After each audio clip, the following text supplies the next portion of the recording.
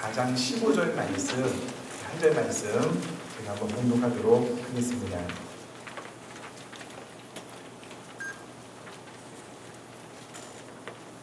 디모데전서 4장 15절 말씀 제가 한번 봉독하겠습니다. 이 모든 일에 전심전력하여 너희 성숙함을 모든 사람에게 나타나게 하라. 아멘. 갈라디아 강해를 끝내고 바로 요나서 강해를 하려고 했는데요.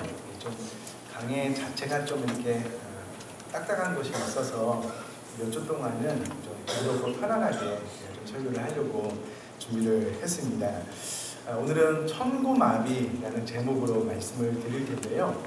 천고마비는 우리가 다 잘 아는 대로 하늘은 높고 말은 살찐다라는 의미가 있어서 하늘이 맑고 모든 것이 풍성함을 이루는 그런 사자성어가 되겠습니다. 아마도 이 가을에 가장 잘 어울리는 그런 사자성어가 될 텐데요. 저는 오늘 이 의미를 조금 바꾸어서 재해석하고 색다른 의미를 저희들이 좀 기억하고 이 의미대로 이번 한 달을 좀 살았으면 좋겠다라는 기대와 소망이 있습니다. 천고마비는 하늘을 놓고 사는 말은 살찐다는 그런 뜻인데요. 이것을 하나님으로 좀 이해를 해서 하나님께 가까워지고 말만자가 아니고요. 우리들의 마음이 살찐다, 마음이 넓어진다라는 의미로 이해를 하시면 좋겠습니다. 다시요. 천고마비의 본뜻 말고 이 말을 하늘에 가까워지고 하나님께 가까워지고 우리들의 마음이 주님 마음을 닮아가서 살찌는 넓어지는 의미로 재해석해서 이해를 하시고 말씀을 들으시면 좋겠습니다. 그래서 저는 저와 여러분들이요 이 좋은 가을에 하나님과 더 가까워지고 우리들의 마음은 더 넓어질 수 있는 하나님의 은혜를 받을 수 있게 되기를 제가 주님의 이름으로 축복합니다. 그럼 불과 한 달 전에 우리 한국은요 폭염으로 몸살을 앓았습니다. 네팔 선교 갔다 와서 얼마나 덥던지 정신을 못 차렸던 것 같아요. 너무 더워서 잠을 설쳤던 날이 한두 날이 아닌 것 같아요. 그런데 한 달 전에 큰 은혜를 입었던 지인 가운데 가까운 그 5가족이 미국에서 한국에 나와서요 저희 집에서 이틀을 머물렀던 적이 있습니다. 저희 집에 선풍기가 2대가 있는데 미국에서 살다가 한국에 나와서 그런지 너무 덥대요. 저희들은 창문을 다 열어놓고 아무렇지도 않은데 평소에도 우리는 선풍기 없이 자니까 2대를 쓰시라고 이제 그 가족분들에게 드리고 이제 제 아내는 저랑 이제 잠을 청하는데요. 막 샤워하고 누우려고 하는데 막 땀이 나요. 자다 보면 막 땀이 나가지고 일어나서 샤워하고 다시 누워도 이 잠이 잘 안 오는 거예요. 이게 뭐 자는 건지 마는 건지 막 그러다가 또 새벽기도에 올 시간이 다 됐어요. 그래서 일어나서 새벽기도에 갔다 와보면 좀 새벽이 조금 좋기는 한데 또 이렇게 또 자기의 또 시간이 애매해가지고 또 그렇게 해서 출근을 해보니까는요 눈도 퀭하고 집중도 안 되고 그냥 그렇게 시간을 보냈던 것 같아요. 이게 막 의지가 없어서가 아니고 암만 노력을 해보려고 해도 이 날씨가 극복하기가 쉽지가 않더라고요. 근데 여러분 거짓말처럼 한 달 정도부터요 시원한 바람이 불기 시작했어요. 왠지는 모르겠는데 하여튼 기적이 일어난 것 같아요. 제가 느끼기에. 요즘은 새벽에 좀 약간 그 추운 듯한 느낌으로 이불을 이렇게 덮고 자면은요 행복해요. 그러니까 잠을 푹 자니까는 새벽에 일어나기도 어렵지 않고요. 새벽 기도에 끝나고 교회 업무를 봐도 운동을 하고 또 식사를 하고 교회 출근을 해도요 상쾌하고 집중이 잘 됩니다. 정말 요즘 계절은 축복받은 계절인 것 같아요. 여러분 여름에는요 우리가 성경을 읽고 싶어도 너무 무더워서 잘 안 되는 경우가 있었습니다. 그러나 지금은 그렇지 않습니다. 지금은 너무 이 계절이 좋아서요 너무 상쾌하잖아요. 그러면 이때 우리가 하나님께 더 가까이 나아가고 예수 그리스도의 마음을 받아서 우리들의 마음이 넓혀질 수 있도록 최선을 다하는 것 중요한 것 같아요. 여러분 아마도 한 달 정도만 지나면 쌀쌀해지기 시작할 겁니다. 날씨가 너무 추우면은요 새벽길에 나오고 싶어도 여러 가지 이유로 못 나오는 경우가 생기잖아요. 지금은 그렇지 않습니다. 너무 좋은 이 계절에 우리가 하나님께 더 가까이 나아가고 우리들의 마음을 넓히는 일에 최선을 다해야지 이 가을의 효과를 볼 수가 있는데 이 타이밍을 놓치지 않았으면 좋겠습니다. 근데 여러분, 이것을 우리보다 훨씬 더 잘하는 사람들이 있습니다. 누구냐면 우상숭배자들입니다. 우상숭배자들. 시편 121편 말씀을 보면은요, 내가 산을 향하여 눈을 들리라 나의 도움이 어디서 올꼬라고 시작을 하고 있습니다. 시편 121편을 해석해 놓은 여러 가지 해석이 있는데요, 그 중에 하나는 이 시가 어떤 배경하에 지어졌느냐라고 했을 때에, 이때 당시에 여행을 하는 사람들이 오늘날처럼 안전을 보장받을 수 없는 상황이기 때문에 먼 길을 여행하려고 하는 사람들이 본인이 섬기는 신인, 그리고 그 신을 섬기는 높은 산당에 올라가서 그들이 섬기는 거짓된 헛된 신 우상 앞에 제사를 드리고 여행길에 올랐대요.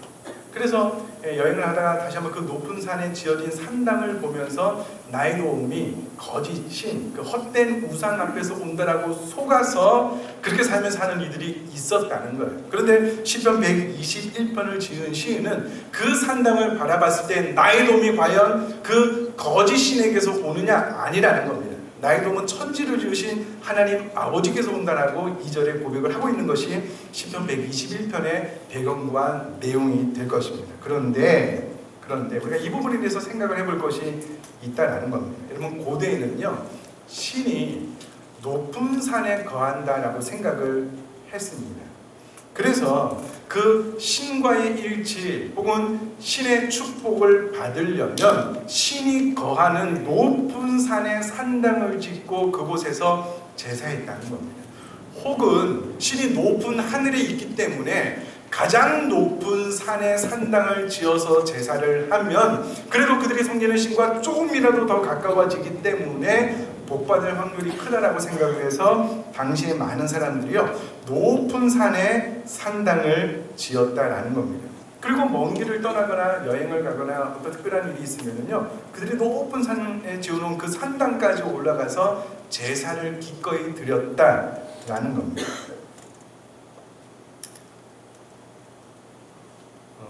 여러분들, 저는 등산을 좀 좋아하는 스타일이 아닙니다. 그래서 종교인 산행을 하면은요 즐거운 마음으로 가기는 하지만 제가 의도적으로 높은 산에 절대 가지 않습니다. 이 앞에 이제 언덕은 이제 다니면서 산책을 하는 것은 참 좋은데요, 높은 산에 가는 거 싫어요. 좀 어렵습니다. 교회에서 종교인 산행을 가게 되면요, 그래도 우리 산악 전문가 집사님들이 그래도 전국에 있는 산 중에서 가장 무난한 산을 선택해서 이제 산행을 갔다 오는데요. 이제 1년에 한 번 산행하시는 분들은요 산행 가서 죽을 뻔했다고 이야기를 많이 해요. 가장 무난한 곳도 어려운 겁니다. 높은 산에 오른다는 게 그렇게 쉽지 않습니다. 만약에 저희 교회가 참 지식은 아니지만은요 높은 산에 올라가면 하나님과의 어떤 그 만남이 쉽게 이루어진다라고 가정을 하고 이와 같은 이유 때문에 우리 교회가 저 도봉산 꼭대기로 이전을 했어요. 그래서 이제 예배당을 지어 놓은 겁니다. 그래서 예배할 때마다 하나님의 거룩한 임재가 있다고. 그럼 여러분, 매주마다 예배하러 오시겠어요? 어떠실 것 같으세요? 네. 거기 가서 예배하면 하나님의 거룩한 임재를 매주마다 느낄 수 있기 때문에 그 도봉산을 내가 매주마다 올라가서 예배하겠다라고 결심하실 수 있으시겠어요? 아멘 하시면 제가 좀 당황스러운데. 신학교 때 도봉산을 한번 갔는데요 정상도 못 갔습니다. 너무 힘들더라고요. 어렵더라고요. 산행을 안 해봐서 그런 것 같아요. 힘들더라고요. 거기를 매주 올라가서 예배를 한다? 모르겠습니다. 근데 여러분, 무상숭배자들이 그렇게 했다니까요. 산당을 낮은 곳에 짓지도 않아요. 왜냐하면 그들이 섬기는 신이 높은 산에 살거나 혹은 하늘에 있기 때문에 가장 높은 곳에 산당을 지어야지만 그들이 섬기는 신에 조금이라도 가까워질 수 있기 때문에 높은 곳에 지어요. 그리고 그곳에 올라가서 복받기를 원하는 제사를 드린다는 겁니다. 그럼 우리 교회는 산에 지어져 있지 않습니다. 우리 집, 여러분들이 사는 집 옆에 지어져 있잖아요. 걸어서 쉽게 올 수 있고요. 조금이라도 멀리 계신 분은 차 타면 금방 올 수 있습니다. 뭐 차를 세워놓고 막 1시간, 2시간, 3시간을 올라가야지만 예배할 수 있는 곳에 우리 교회 예배당이 지어져 있지 않아요.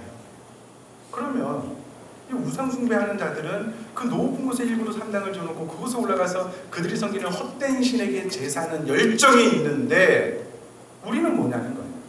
참신을 섬긴다라고 말을 하면서 예배당에 나오기가 쉽지 않잖아요. 물론 저에게는 요즘은요 수요일날 많이 나오셔요. 금요일날 깜짝 놀랄 정도로 많이 나오십니다. 금요일날도 주일날 오후에도요 저희들이 벤처팀까지 합치면 200명을 훌쩍 넘습니다. 너무너무 감사하고요 행복합니다. 문제는 새벽기도예요. 통상적으로 예배 출석 인원의 한국교회가요 그래도 못 나와도 10%는 예배 참석합니다.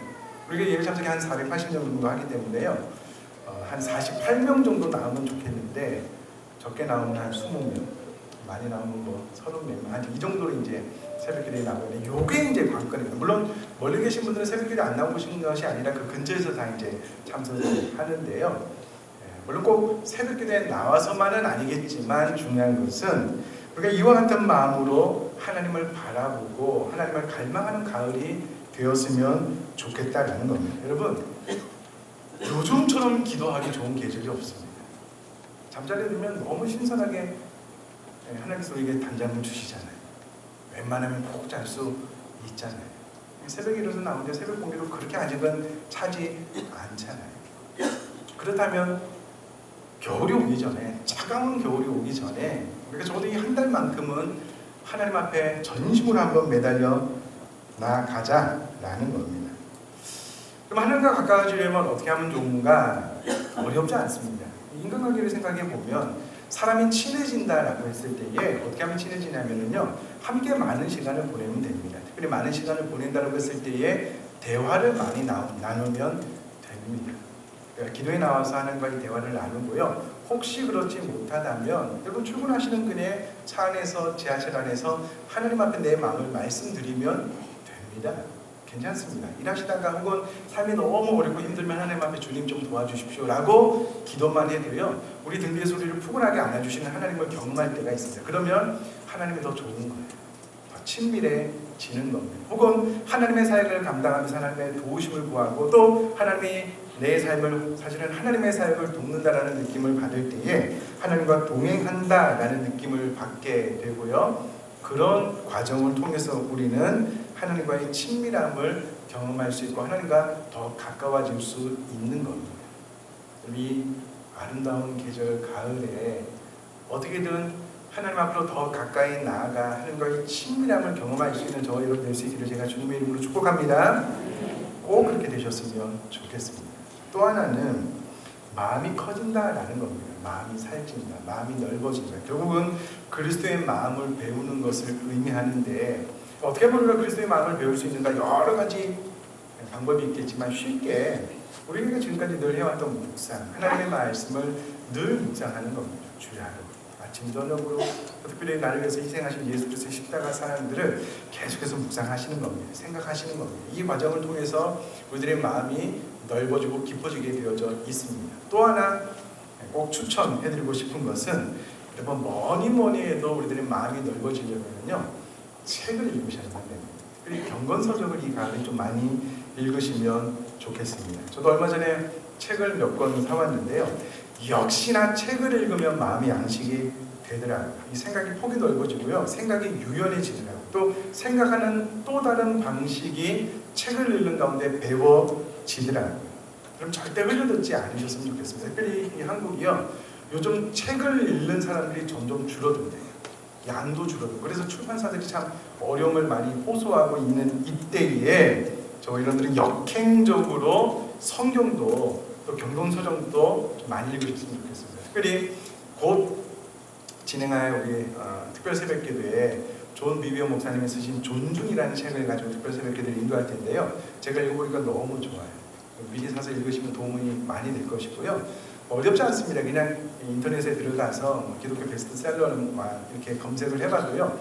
요즘 어떤 책이 제일 인기가 있는지 도움이 되는지 금방 알 수가 있습니다. 그러므로 여러분 이 가을이 가기 전에 적어도 기독교 서적 한 권 이상은 저희들 좀 읽을 수 있게 되기를 주님의 이름으로 축복합니다. 아멘 한번 해보시죠. 아멘.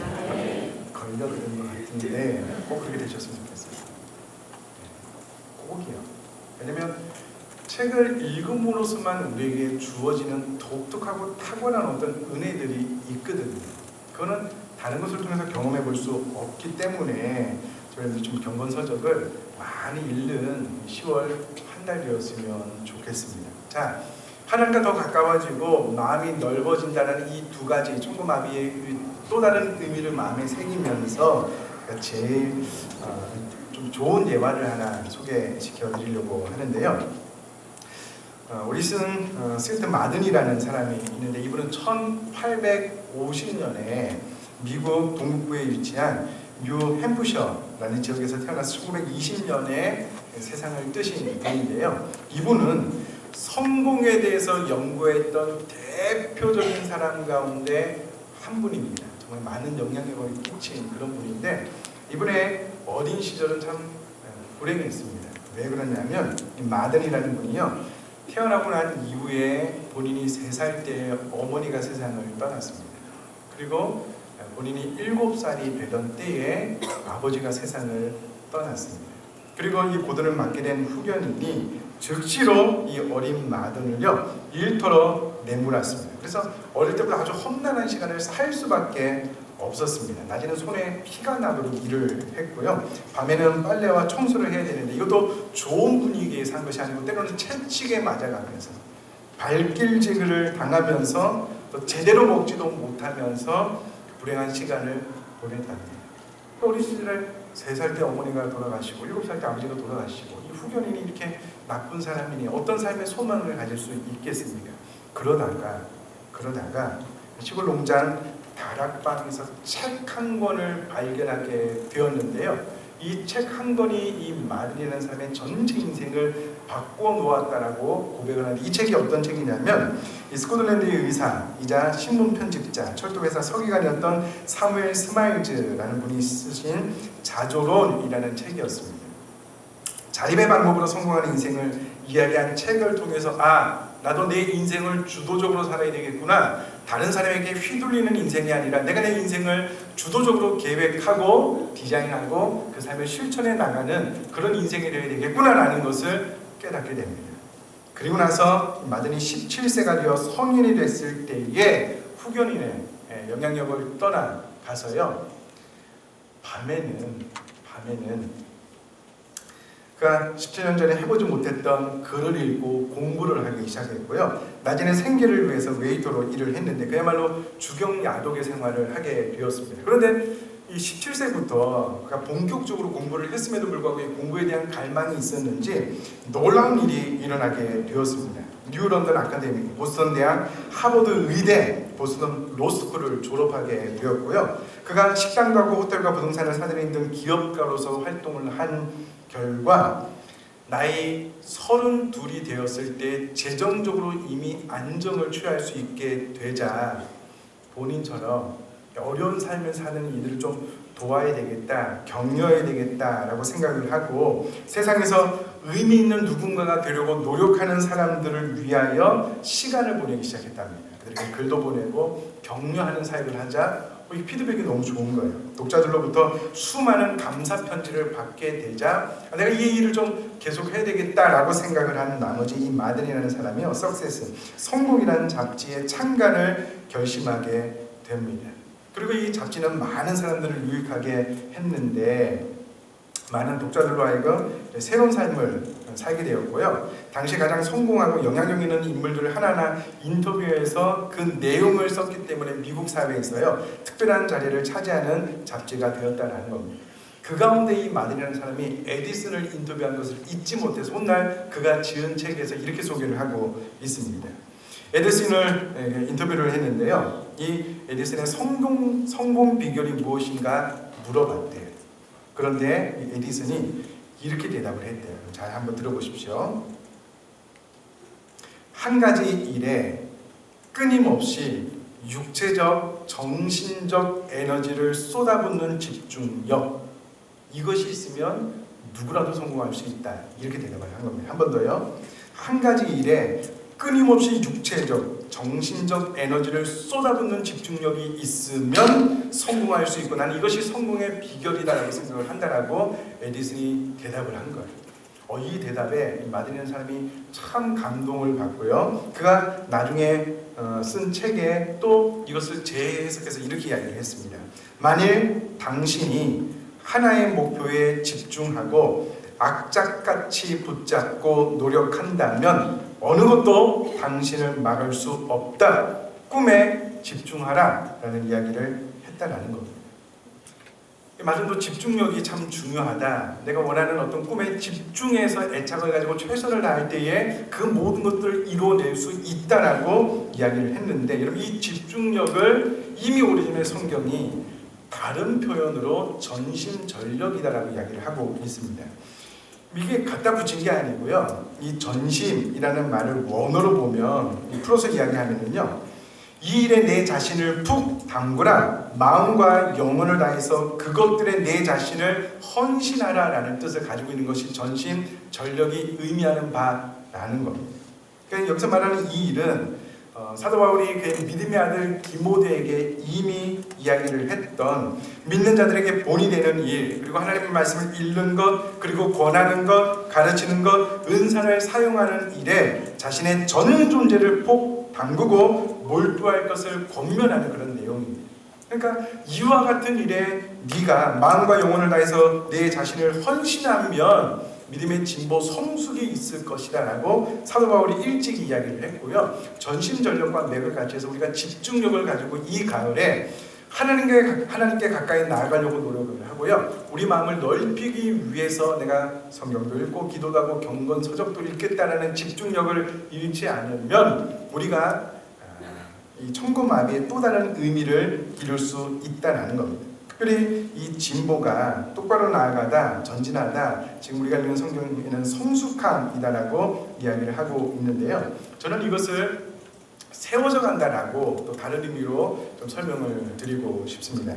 여러분 우리가 이 가을에 하나님께 더 가까이 나아가고 또 우리들의 삶 가운데 하나님과의 친밀함을 통해서 우리들의 마음이 넓어지는 이것을 이루기 위해서 집중하게 되면은요, 우리들의 삶 가운데 반드시 성숙, 진보, 믿음이 세워져 가는 것을 경험하게 됩니다.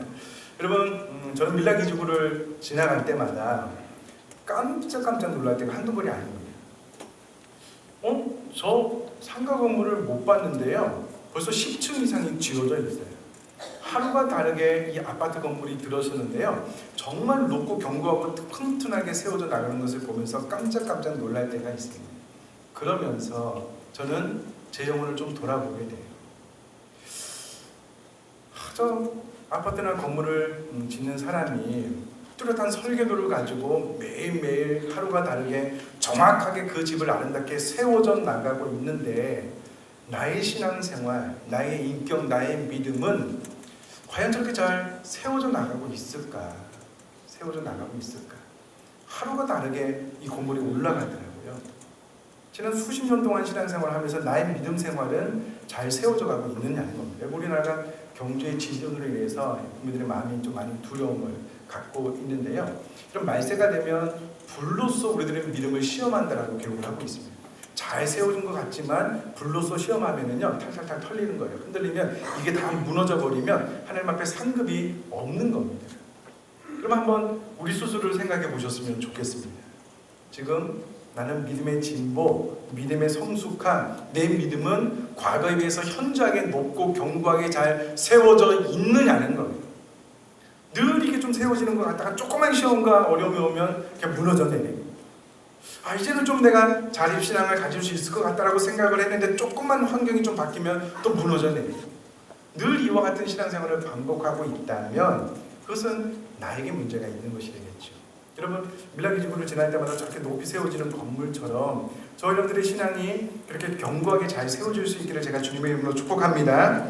그렇게 되려면 이 가을에 천국 마음이 내가 하나님 앞에 좀 더 가까이 나가야 되겠다, 내 마음의 문을 좀 더 넓혀야 되겠다는 이 두 가지의 기도 제목에 집중력을 발휘하고 우리들의 마음과 영혼을 다해서 그것에 헌신함으로 말미암아 천국마비가 이루어질 수 있는 저희 여러분들의 삶이 되어질 수 있기를 제가 주님의 이름으로 축복합니다. 이제 한 달만 지나면요 차가운 바람이 불어올 겁니다. 새벽에 일어나서 두꺼운 이불을 박차고 나오기가 쉽지 않아요. 그러면 이 좋은 계절에 지금 할 수 있습니다. 지금 하면 그때 할 수 있고요. 지금 못하면 그때도 안 되는 겁니다. 여러분 삶의 처소에서 이 아름다운 너무나도 좋은 계절이잖아요. 이 계절에 내가 어떻게든 내 마음을 하나님 앞으로 갖고 가기 위해서 적어도 우상 숭배라기보다는 더 뜨거운 열정으로 나아가고 내가 어떻게 주님의 마음을 배워서 내 마음을 더 넓혀 나갈까를 고민하시면서 삶을 살아나갈 수 있는 저와 여러분 될 수 있기를 다시 한번 주님의 이름으로 축복합니다. 우리 시간 이 찬송 한번 드리고 기도했으면 좋겠습니다. 주께 가까이 날 이끄소서라는 찬송이고요. 내가 간절히 주님만을 원합니다라는 너무나도 귀한 가사의 곡입니다. 가볍게 부르지 말고요. 내가 정말 간절히 이 가을에 하나님을 원합니다. 그 마음을 나에게 부어주십시오라는 마음의 손을 가지고요. 이 찬송 한번 고백하겠습니다. 주께 가까이 날 이끄소서 간절히 주님만을 원합니다.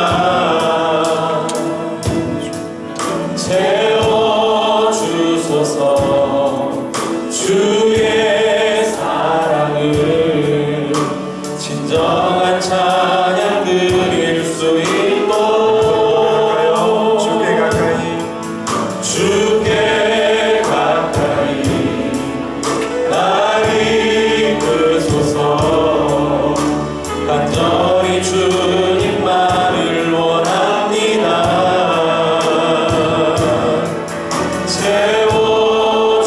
채워주소서 주의 사랑을 진정한 찬양 드릴 수 있도록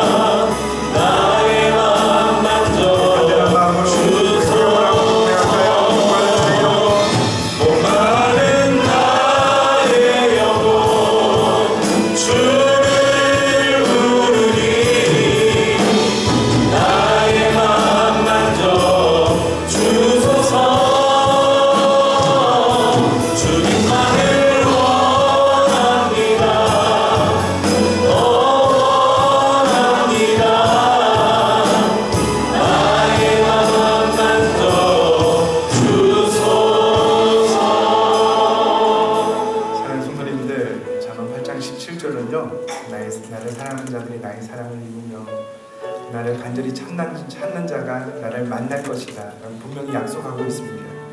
우리가 지금 이 시간 주님을 간절히 찾기만 한다면 주님이 지금 이 시간 우리 모두에게 임하여 주실 줄 믿습니다. 문제는 간절한 마음입니다. 공간은 사슴이 시냇물을 찾게 갈급한 같이 그 마음으로 이번 한 달을 내가 주님 앞에 그렇게 살아갈 수 있는 우리 모두가 되어줄 수 있도록 들은 말씀을 가지고 통성으로 한번 기도하고요. 제가 마무리 기도하러 가겠습니다. 기도하겠습니다. 살아계신 하나님 아버지, 그렇습니다.